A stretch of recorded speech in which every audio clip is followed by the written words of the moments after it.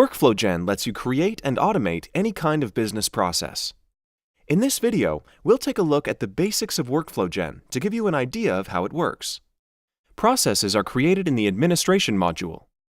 Here, you can see there's a list of some processes already created. You can create a new one by clicking the New Process button, or from within a process folder. This list contains folders created for different departments. We'll open the Accounting folder, where there's already an expense report process. WorkflowGen comes with 4 default templates and 8 ready-to-use business processes. We're creating a process from scratch, so we'll select None here. The first thing to do is give the process a name and a description. Since there are different roles for workflow actions, we need to classify these as what are called participants, which can be a person, a group, a department, and so on. We'll start by creating the requester participant. For the participant type, we'll choose a list of persons and add some users. You can also add groups, such as entire departments. Now that the requester participant is set up, we'll create the approver and administration participants.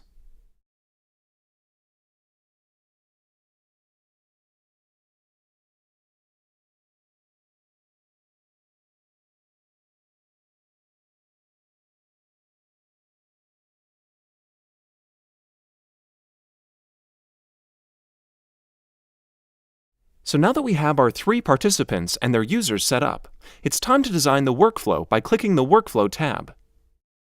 The participants we just set up each have their own swim lanes, which is where we'll create their actions.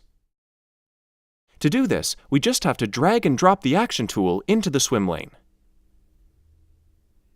In the Add Action panel, we'll fill in the required information and choose the settings.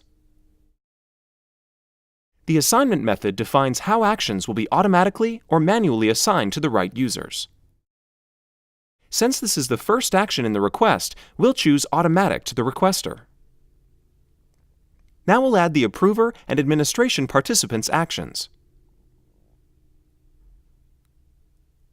For the assignment methods, we'll choose Self-Service so that anyone in the participant group can handle the request when it comes in. We'll set a lead time of 5 days for each action.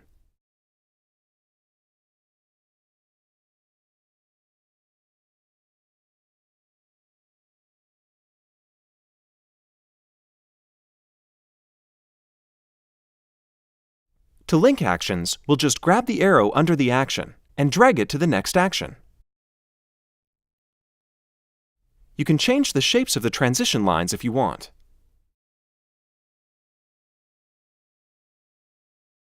Now, we'll add 2 endpoints to the process.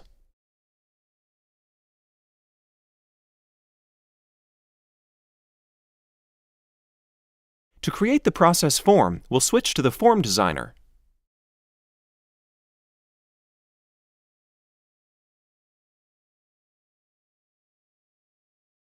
The Tools drop-down list contains default fields and sections. You can add radio buttons, checkboxes, drop-down lists, grid views, text boxes, and all sorts of other fields and sections. Since this is a simple request, we'll just add a few basic fields. We'll set up the name and date fields to autofill in a bit.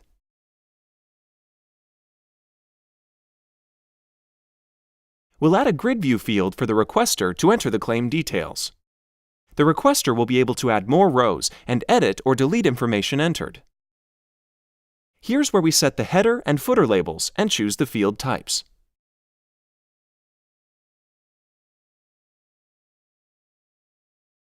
Finally, we'll add a text area for comments and an attachment tool for any required documents, such as receipts.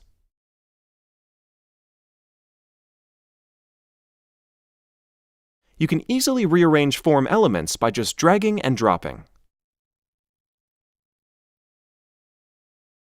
Now, we'll create the sections for the approver and administration participants. We'll insert default approval sections and then modify them.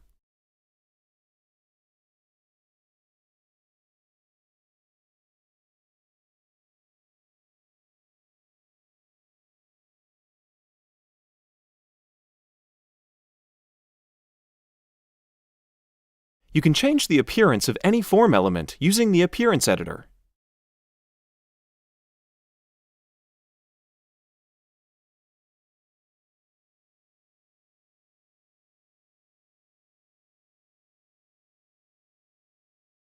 Form fields and sections are set to Required, Read Only, or Hidden on the Behavior tab.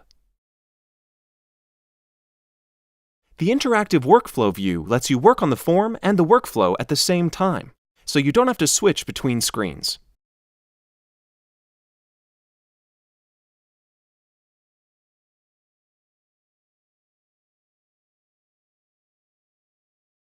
The Mapping tab is where you set in values that will automatically populate certain form fields, and out values that will be captured from the form. There are pre-configured macros for standard form data. We'll use name and date macros to autofill those fields.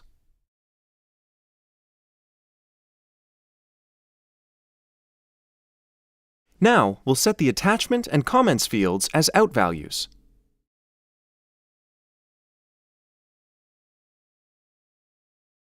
For the next two actions, we'll again set the name and date fields as in values, and set the approval fields as out values.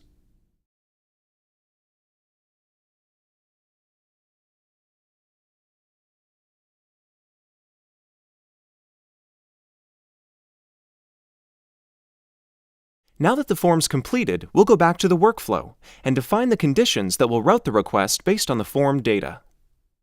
Double-clicking the transition line opens the Edit Condition panel.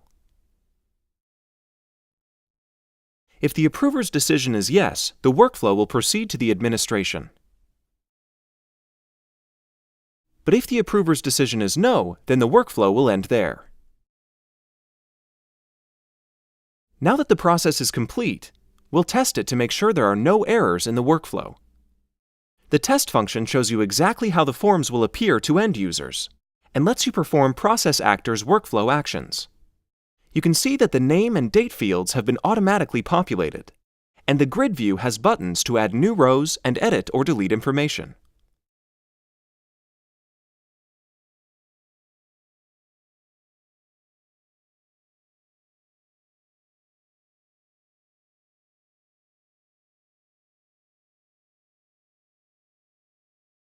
Thanks for watching.